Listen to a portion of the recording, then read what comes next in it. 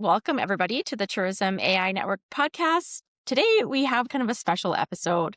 Peter is joining us. He's back from his trip to Kilimanjaro. I think he's been asked and we've been asked, how was Peter's trip? I think he's probably told bits and pieces of his story to a few people now, but we thought, what better way to just get the full story of Peter's adventure? So I feel like this isn't something that we would do if when I get back from Hawaii, or we're not going to have a full podcast about my trip to Hawaii, but I think this is like really a special kind of a once in a lifetime adventure, and considering all the things we talk about, very relevant to our audience and to each other. So really looking forward to hearing more of the story and discussing it with you, Peter. So I'm just going to kind of tease a little bit of things because you posted a few things on LinkedIn over the last few weeks. And, there's the domestic violence fundraiser, some hospitality revelations, and an AI epiphany. So we're going to see by the end of this conversation kind of how those all connect.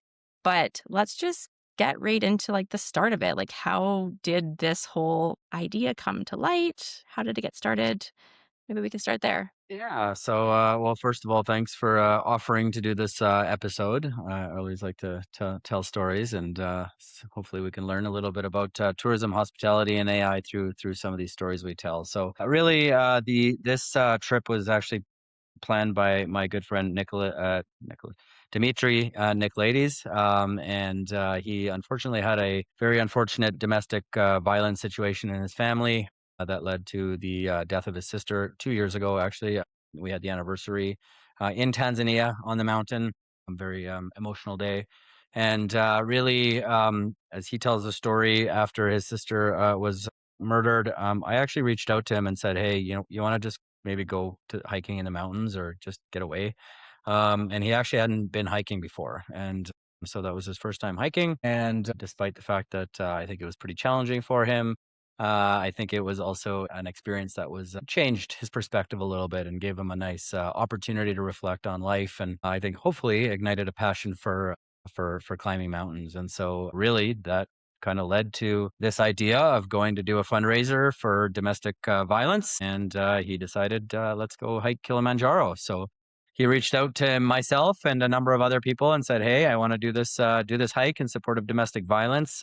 The hike's name is Melanie's Ascent, and really it was a fundraiser to raise money for domestic violence or in support of domestic violence or victims of domestic abuse. And the hike was, I guess, the catalyst, and Kilimanjaro was the destination. Yeah, that's so great. And I just like one thing I was reading here is that actually the fundraising was for like very tangible things like cameras and alarms and safety necklaces that notify authorities and things. So I love that because I feel like so many fundraisers are you don't really see like where the money's going. And I really like that this was for that. So my one question on the fundraising side is, did you guys hit the goal? We hit the goal. So the goal was, in the end, it ended up being $300,000. I think we've raised quite a bit more than that. I don't know the final number yet. Initially, I don't know if Dimitri sort of talks about this, but his initial goal was $100,000.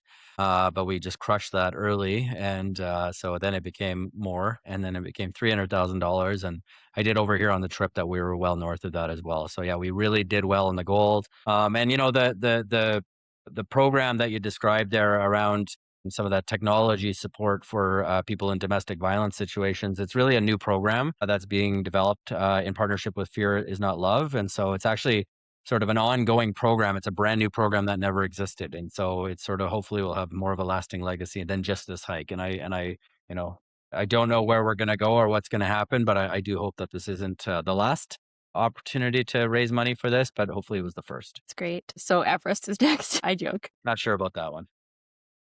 Okay. Set us up on like the whole trip. Maybe like how you prepared to go and just like the, preparation and then like arrival, like the kind of first few days of your trip. Yeah. So, I mean, you know me, I don't prepare much for anything. So I didn't really feel very prepared for the trip. But having said that, as you know, I do MMA training 5 days a week and I do boxing on Saturdays. So I'm in fairly good shape. overall. But I certainly didn't hike a lot of mountains in preparation for this one as much as I'd like to have hiked. But overall, I was just in good shape. And I would just say we had a very athletic group. There was 11 hikers and everybody was in fantastic shape for various reasons. Everybody kind of just are just naturally kind of athletic people, or people that sort of take their fitness seriously. So some people hiked, some people didn't. I know I wasn't able to go, but many people from the group actually went to Colorado in September and hiked a couple 14,000-foot mountains just as a bit of a warm up. And so they did that. Had some good stories out of that scenario, out of that situation as well. So yeah, there was a bit of hiking, a bit of preparation like that. But overall, I would just say that my observation of Kilimanjaro is that there are certainly people that go there as tourists, thinking I'll just go and hike this mountain. That's not a good idea. This is a pretty serious mountain. It takes some really big preparation, and it takes some mental toughness. It takes a good mindset and a good attitude, but also takes some physical capabilities to actually succeed. But we all did succeed. Okay, so just based on a few of the posts you made, there was, 8 days, 11 hikes, 55 crew members, 80 kilometers, 4,500-meter elevation gain. Like all these numbers, just it's wild to me, especially the ratio between like 11 hikers and 55 crew members. When you told me that, my mind was like blown. So Mine was blown too, actually. yeah, let's get into that. Just like the people, the guides and training, like all the different support, like the company that you talk about, like just that whole Yeah. So experience. I definitely want to give a shout out to Altezza Travel, which is the company that we hiked with. They are actually an incredible company. So if you go to Tanzania, they are supporting the community. They're visible. They have, on the mountain, they have a station with search and rescue. They are just a really visible, really responsible. You can just tell they are the leading company in the area. And to your point, we had 55 support staff. So we had everything from guides. We had guides in training. We had kitchen staff like cooks. We had two waiters that waited on us and brought us food and brought us coffee to our tents in the morning.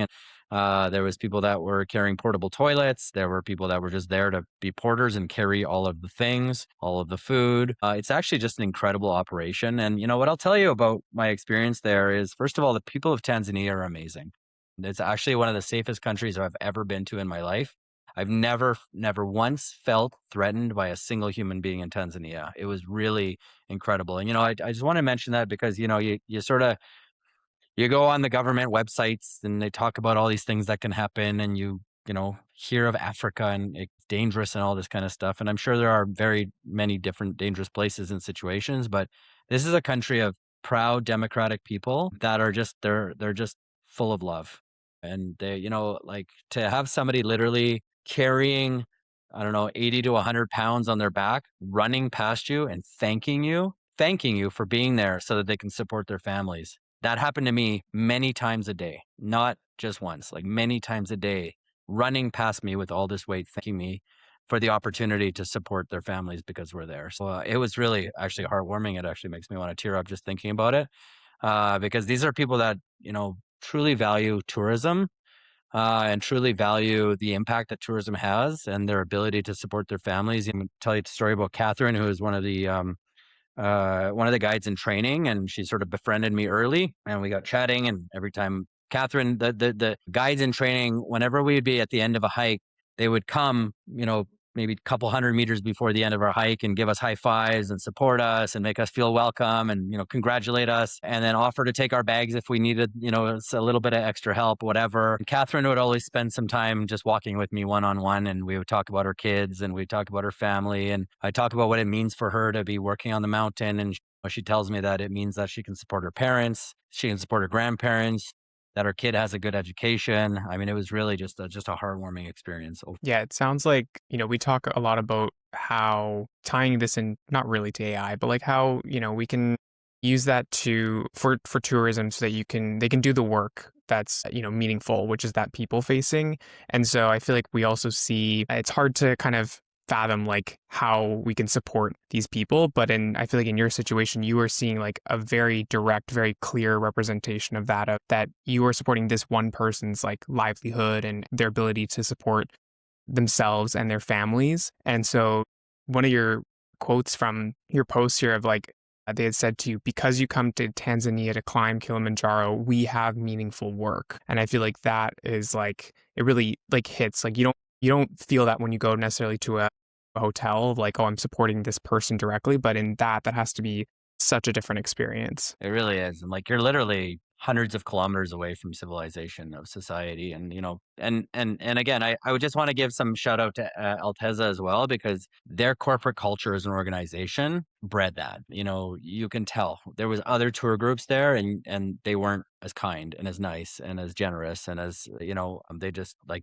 you just feel it. And it was genuine and it was honest. And I, say a couple things about Altezza that I learned on this trip.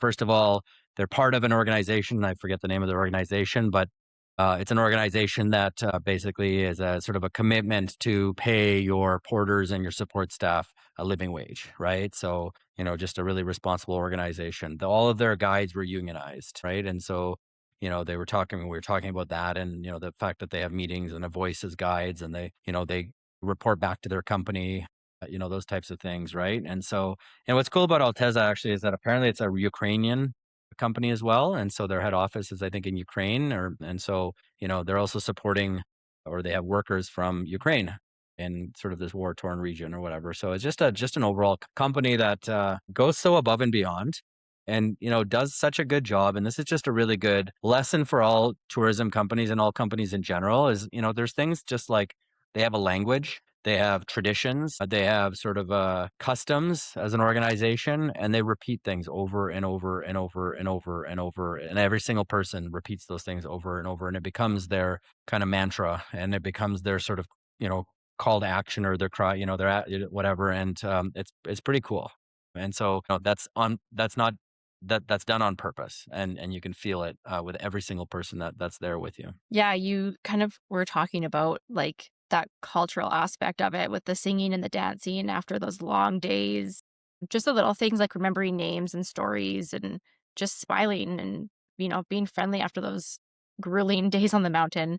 I would imagine that not necessarily like that's obviously, like you're saying, the culture of the company breeds that as well, but just the culture of the people and the resilience that they have. Just like in terms of just the experience of hiking the mountain, like I think I would just start crying if I was that tired and someone was singing and dancing, like just like the emotions of it, like just mentally, like what was it like for you? I really, you're right. And I did start crying many times.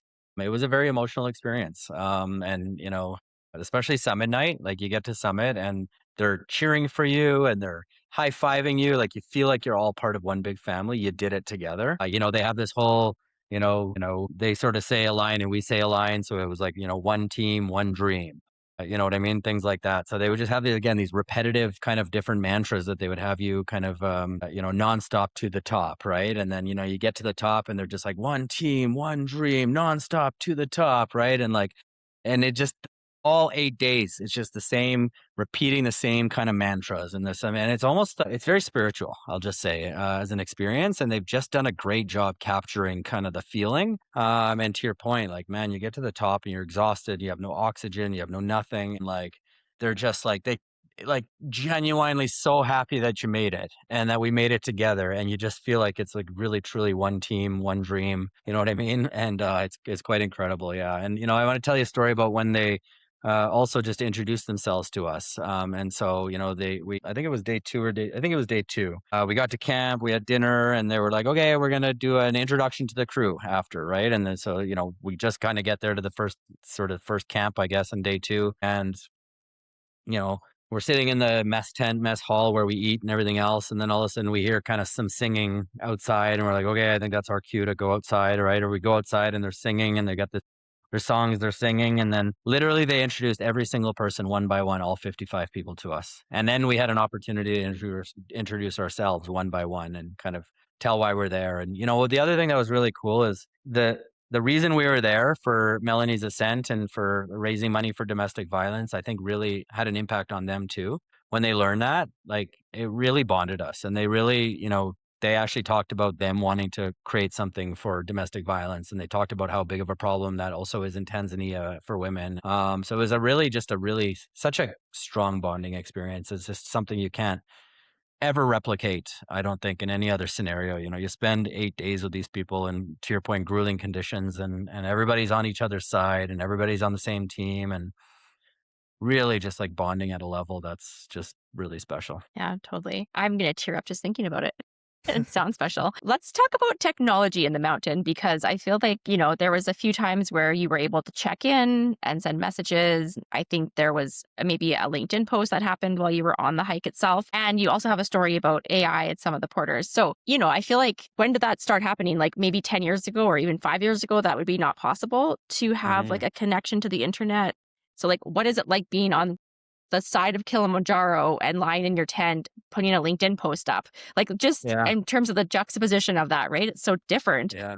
And then from the porter's perspective too, if they've been doing this for years, like that must be a new experience for them as well. Yeah. So maybe you can just speak No, to I think, that. I don't know how new it is, but every single camp has basically like a cell phone tower on it, at it.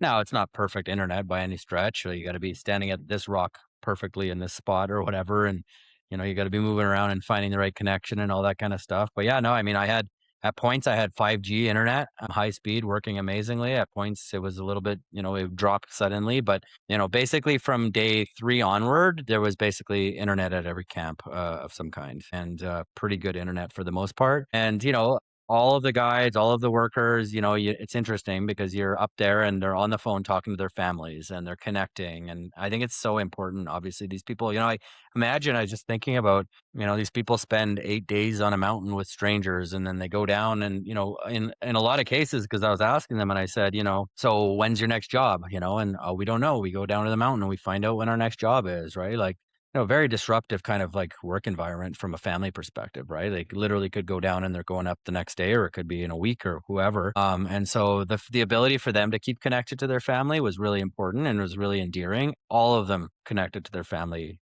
continuously whenever they had a chance, right? And so it was really kind of cool to see that. Yeah, it was cool. And then we had some fun with AI as well. So the other interesting part about it is as a guy that sort of helps people with AI and AI adoption in tourism, you kind of forget sometimes. And I see this when I go and speak to more rural audiences, but like the further you are away from San Francisco or Silicon Valley or Calgary or Vancouver, any major city, the further you go away, the further the AI conversation really becomes, right? And so, they were all very familiar with AI, but they had no idea. Like we were playing around with Grok, and we were I took a picture of 2 of the guides and I put a couple of sexy blondes with bikinis with, sitting with them just to whatever. And they just loved it. Like, it was just like, can you send me that, please? I love that. And then they were all like, what tool did you use to do that? So it was more playful and fun.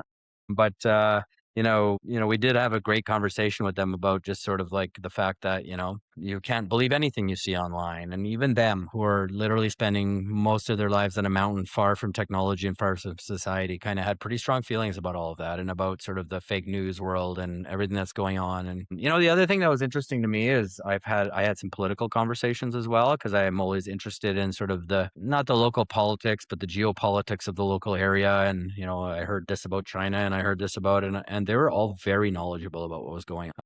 So they were all, it's sometimes you make assumptions about people that, oh, they're far away, they live on a mountain, they knew what was going on. They knew exactly what was going on, and they were pretty well informed. So, to me, the lessons are, one, obviously the further you're away from a major city, probably the further the AI conversation is from being top of mind. But, two, it's like, it doesn't matter how far you are, people are engaged in what's going on in their local economies and their local worlds, and they care a lot. Yeah, I mean, it's like it is incredible when you start just having those conversations with people from different parts of the world, and just it's like you feel like you're so different, but then you realize that there are so many similarities, right? There's more that connect us than that doesn't. Not to Yeah. be Oh, cliche, totally. but yeah, amazing. So it sounds like the entire hike experience was just amazing from top to bottom. Really Great was. experience. Yeah. Is there anything else about the trip itself in terms of the hike that you want to share with anyone? I'll just share summit night because I feel like this is kind of the part. So, you spend a lot of time leading up to summit night in the sort of 36 to 37,000 or 100 meter kind of elevation. So what happens is you kind of the purpose of having a long hike is that you get acclimatized to the elevation. And so you do a few higher hikes and you come down and you sleep down, like down, relatively down. And then the night of the heights, so the summit night is actually starts up around midnight, or 11:30 midnight. And so you get to camp, and the camp's at like 4,600 meters, so quite a bit higher than the last camp. And you're supposed to take a nap and get ready for your summit, midnight overnighter. And I was at 4,600 meters and in my tent, and hard to breathe, anxious. So it was quite an experience. It was kind of warm as well. So, it was just hard to have a nap, but I managed, I think, to get a few hours in. But then you get up and you start going up the mountain. And for context for people, a lot of Kilimanjaro is actually made of obsidian.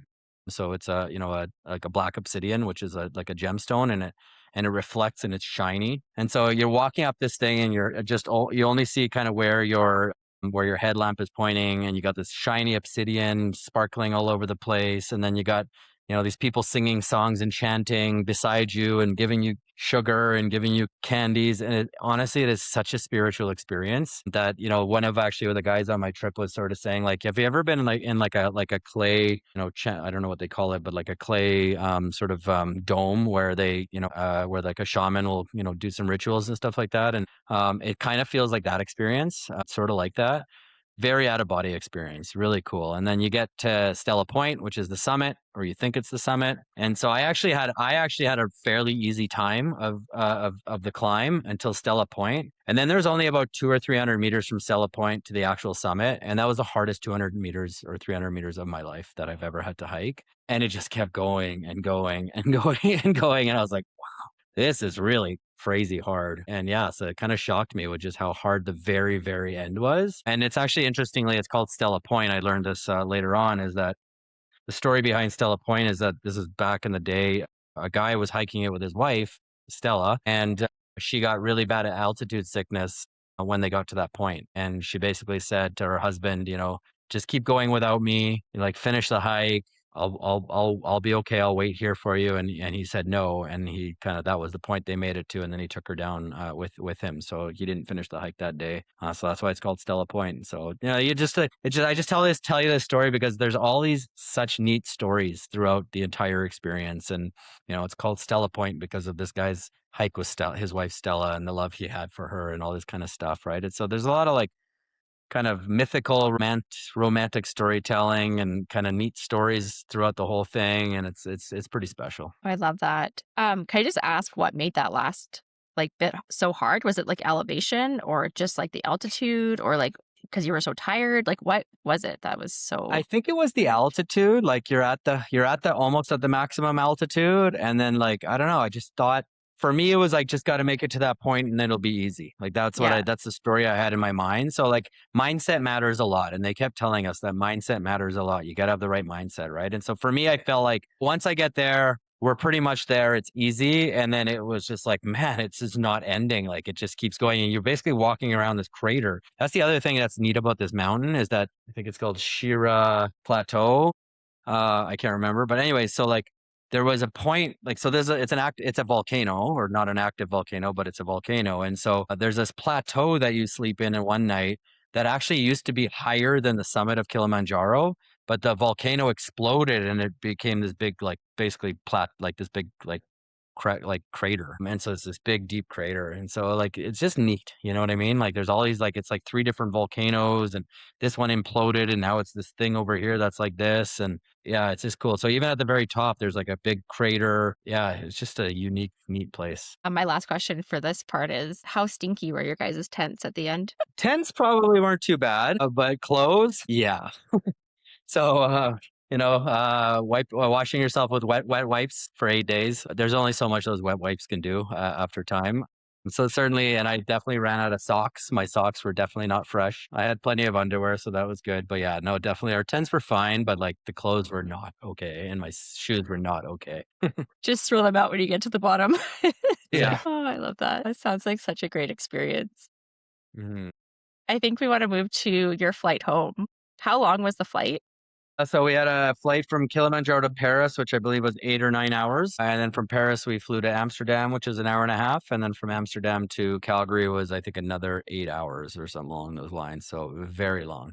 And I'm not really a good flight sleeper. So I Mhm. spent most of that 24 hours awake, some of it not. But yeah, and it was long. Yeah, typical Peter fashion, not sleeping, working instead. So tell us about that flight and what you were doing on it. Yeah, so shout out to Air France because the flight from Kilimanjaro to Paris had like some of the best internet I've ever had, and I was actually purposely trying to stay awake for that flight because I was trying to kind of start to get back on Calgary time. So it just so happened that my kids, I'm on the board of directors of my kids' school, and I looked at my calendar and I'm like, oh look, there's a board of directors meeting happening, and so I actually jumped on Zoom in the airplane. Everybody was sleeping around me, so obviously I didn't have volume on, but I was on Zoom with video on, not my video, but everybody else's video on, so I can see everybody moving and whatever, and I can hear perfectly through my headphones. And I was typing it through WhatsApp. And at the same time, I was just a little shout out to my friend Dimitri, who he runs a little hot when he hikes, so he gets a little warm.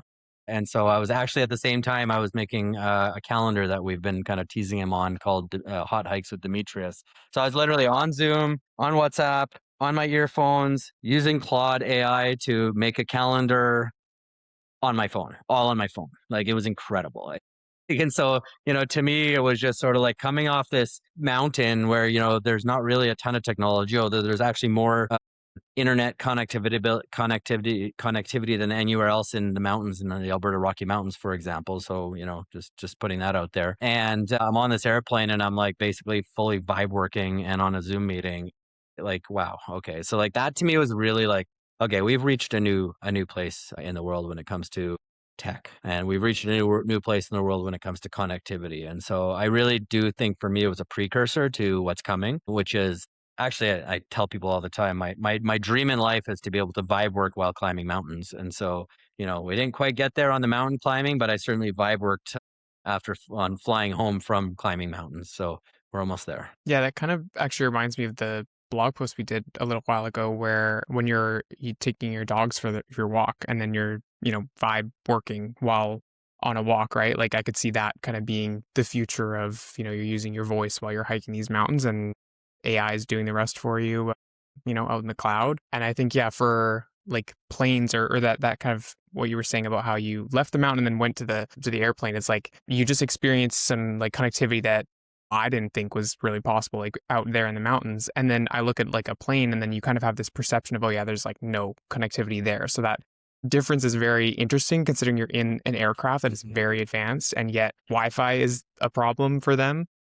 Yeah. So to see like it actually being close to that higher or more advanced level is really interesting. Yeah, I've had some experiences with really good internet on there or other ones where it's like you just get to text, but I think that yeah, technology, that's another area where it's definitely going to enable a lot more things. I think it's simultaneously, AI becoming more available, more efficient, able to run on like smaller, devices like that.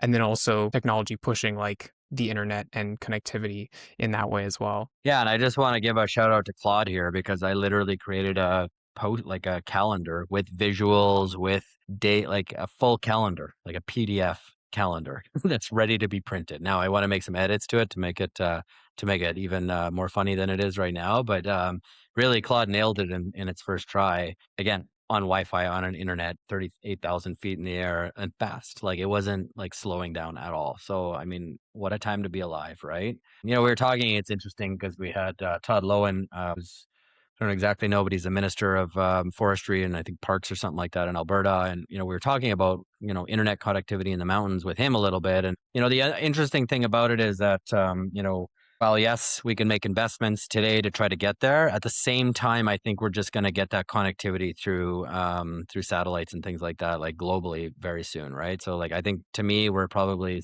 12 to 18 months away from just full internet connectivity around the world at all times. Whether that's a good thing or not, I don't know.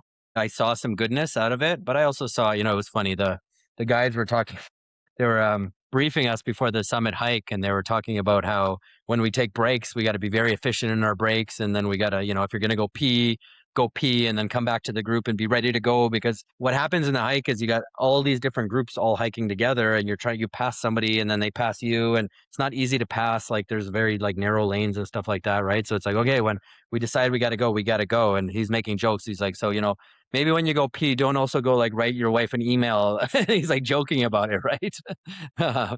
And it's like kind of like an interesting, I guess, take on the state of the world right now, right? Like he's literally making these jokes, but probably people have done that. It's like, excuse me, I'm just summiting this mountain and emailing my wife about my whatever, right? So Yeah. yeah, what a time to be alive. No, exactly. And to your point about the satellite, I think that's definitely where it's going for sure. I mean, we already see it today, like iPhones, for a while have had basic cell or satellite connectivity, which is like, to barely send a text message, but that's gonna exponentially increase very, very fast, very widespread. And that's something where, yeah, you don't need a satellite for that. You don't need a ground-based tower for those things. You're literally just communicating with the satellites out there. Uh, Yeah.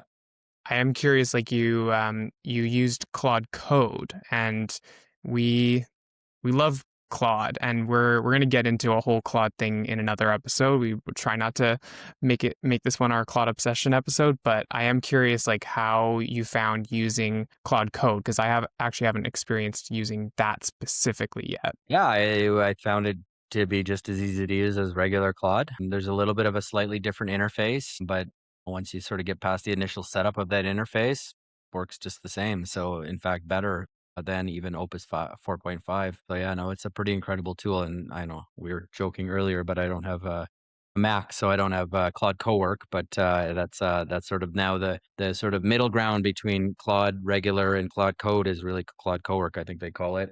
So I guess just to sort of like give people that AI shout out here is definitely go try it. Go try Claude Code if you have an Apple or a Mac. Go you try Claude Cowork, and if anything, just try Claude Opus 4.5, because it's the other thing is, and we will talk about this more, but people are saying this is starting to feel like artificial general intelligence, and which is definitely something I'm starting to feel. I'm using that tool in ways that are just blowing my mind, and it's doing things that are just incredible. So, I had a conversation, just yesterday actually, with somebody who was like, the similar conversation I have with people where it's like, oh, well, I tried that once and it was okay.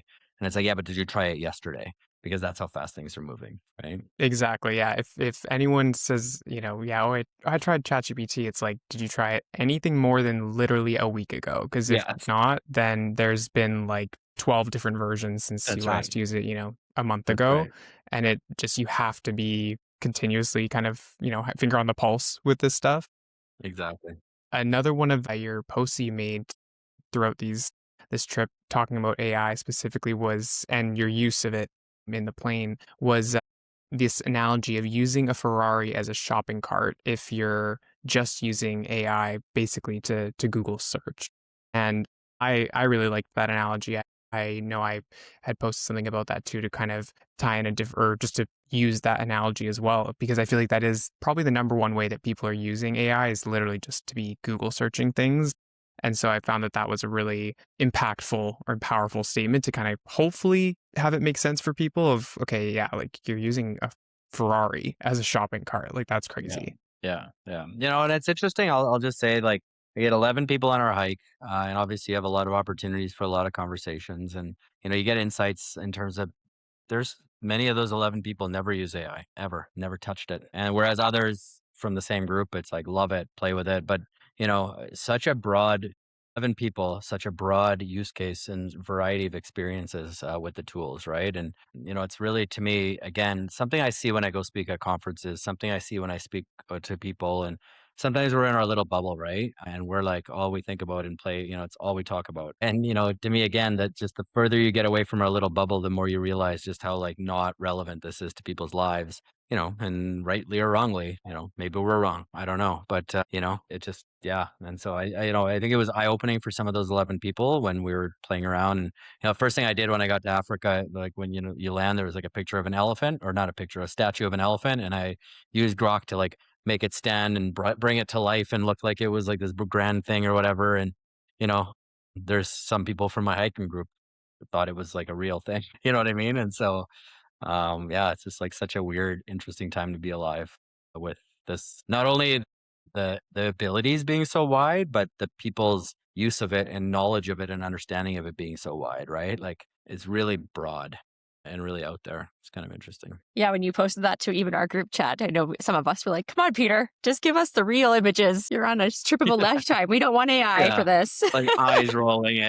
No, it was funny. I think be a good spot to wrap up is you often talk about AI being a people and culture issue and how like people and culture has to come first before kind of that AI adoption piece. And speaking about the porters and the workers and this company that you were with, it sounds like they had that piece down, like nailed, right? Where do you think, and maybe they do use AI in some parts of their company, but do you think that using AI for any piece of what they were doing could have like made parts of the trip better? Or I don't know, could it have So been I don't think useful? when you're actually Yeah. on the mountain necessarily, because you're on the Yeah. mountain, it's pretty low tech experience overall. And Hmm. so, that's where the people and culture part of like providing an authentic tourism experience comes into play, which they Hmm. absolutely nailed. Like, and Yeah. and I just want to give them a shout out as a marketing company as well. Like all of their tents are branded. They put flags up with their branding everywhere they go. All of their approved backpack covers are branded. That's like these guys nail the branding and the marketing. Like they're a very good case in point of like how to market properly, how to brand yourself properly, and then how your culture aligns with your brand. So like just like 10 out of 10, no question. I think where the AI, certainly helps. And the other thing I'll say about Altezza is their communication with us was just on point from the day one. And I suspect maybe they use some AI for communicating with us. I could be wrong, but the details, and this is a little bit beyond AI and maybe a little bit more into marketing, but just things like here's your PDF on your day to day, what to expect from your hike every day. Here's your itinerary. Here's what to expect. Here's a video. Like they just use multimodal communication extremely well and really made it, I would imagine for them, made it so that, there was less questions coming from us because their material was so comprehensive. It Hmm. had every modality in it. It was so well done that, that just to me, a masterclass in how to communicate effectively as a company to create a sense of comfort with your tourists, with your audience, right? I had zero questions, literally, like zero. Some of the people from my group are a little more inquisitive on a number of different things or whatever, but overall it's like every question I had was answered in their materials, and they provided materials many different ways as well, right? So but yeah, I would suspect that probably they do use AI in terms of some of their communications, putting that communications together. Certainly they have a pretty strong social media presence. I would imagine they're using some AI there as well. So yeah, it'd be curious. I'm actually going to try to reach out to them and sort of love to interview them on this podcast about sort of how they use the technology, because they definitely are leading the pack for sure. Yeah, that's awesome. I think that that's a perfect example of kind of what we talk about, where using AI to allow you to do the human stuff better. Where that wouldn't have been the same experience if you were literally hiking with a robot. Like there's a Yes, place for AI and there's a place for no AI, and like the mountain was that place for just raw human connection. And totally. so I think to your point of maybe they were using some AI on the other stuff, but that allowed the human stuff to be so much more, right? Like imagine if all those people had, done all this work behind the scenes and now they're maybe not in the best place to give you that connection piece, like using it efficiently. And I'm also curious too, like, you obviously had this like huge trip and this huge experience, but this still experience with tourism. And I'm curious, like, what do you see from this experience that, not a lot of people can really relate to, Mount Kilimanjaro, but what do you see as maybe the local DMOs or tourism operators can kind of take from what you experienced, and also like your view of tourism in what you experienced there? Yeah, yeah, no, for sure. Yeah. And I mean, I'll just say, first of all, integration was incredible. So what I mean by that is, the hotel we stayed at was everything was integrated. So like, there's a couple things that are interesting about going to do that hike is, they recommend you keep all your cash, your passports, everything at the hotel. Like don't take any of that stuff on the mountain because it could get wrecked because of weather. It could get, whatever stuff can happen, right? Now you're in Africa and you're like, oh God, I'm going to leave my passport. Bye. Right. Literally zero ID on me, which is like a bit of a terrifying experience. And they just were so well integrated. They had it all figured out. They had a cash counting machine. So they not only counted your cash, but they had a serial number listed for every single dollar you spent, and they vacuum sealed it all into a bag for you, and then like everybody signed off on it, and then they would take us to these places to go look for souvenirs and stuff like that. We went to 2 different shops that were obviously connected with the hotel. And it was like, oh yeah, no problem. You don't have money? Don't worry, you can pay at the hotel, right? So it was just such a seamless, integrated experience from beginning to end. You don't see that anywhere here in North America. I've never experienced anything like that, right? Things like even integration. So there's a point in the hike where they do a resupply because there's a sort of a camp where it's like not that long to get, well, relatively not that long to get straight up. So I think they told us they had like 11 people bring resupplies, and it was like jam and coffee and whatever, you know what I mean? And it was just like, just the service orientation was unlike anything I've ever, like you're literally on a mountain in the middle of nowhere and like there's like resupplying your coffee and your jams and they're asking you what kind of breakfast do you like more of? We'll bring more of that. And, do you want more eggs or more this? And just so service oriented. Like it was just incredible. And again, I just think that to me, the having your own language, having your own kind of norms, having your own kind of chance, all that kind of stuff, like, I think we underestimate that. Like, Starbucks, I'm going to use as the example, they call it a grande, they call it a this, they call it a that, right? There's some language that they've adopted that's their own. I think a lot of people underestimate the value of doing things like that, right? From just a pure branding perspective, from a pure, you're with the right people in the right place because they're saying the same things, the language is consistent, right? There's a sense of security and a sense of safety that you feel when you're in that kind of experience. And so, yeah, I think Altezza could just like literally give a masterclass on sort of proper branding, customer orientation, customer service. I mean, it was like Hakuna Matata, like you don't need to worry about anything ever. Like we got your back no matter what. And the other thing I'll just say about them is their safety. So we had 2 medical tests a day. They were constantly watching everything we were doing. Why aren't you eating more? Eat more. Here's more of this. How are you feeling? How was your sleep? How many hours did you sleep? Tell me about how your sleep was. Like every single day, 10 times a day, checking in on you and how you're feeling. And even while you're hiking, how are you feeling? How's your breath? Blah, blah, blah. To say that the attention to safety and the attention to detail really is something that I think North American, any tourism anywhere around the world can really learn from. And again, these are relatively quote unquote uneducated people. And I don't think they were that uneducated either because like they also knew about, give a shout out to Hiller, who is our guy who was all about the fauna and the flora and asking questions about all the flowers. They knew everything. They knew about every flower, every bird, every leaf of grass. They knew it all. So they were very knowledgeable. So yeah, just a real shout out to good training, good education, good customer orientation, good customer service, attention to detail. It was all there. That's amazing. What a great experience. Thank you so much for sharing. Is there anything else that either of you want to add before we wrap up? No, I mean, yeah, it's mind blowing. Like Mhm. the service that you got out there, it seems like, you really wouldn't expect it there, let alone in like a, 3-star hotel. It's like you got 6-star service on Mount Kilimanjaro. Like Yeah. that's crazy. And I I didn't would, even tell you guys. Okay, I'll finally tell you one more thing. But like we would have tea breaks and like you'd show up to the tea break and they had a table with chairs, like table with chairs and their Altezza flag with cookies and peanuts and warm coffee and warm tea, like twice a day tea break. Like so they would like run up with tables and chairs, give Oh us our my tea God, break.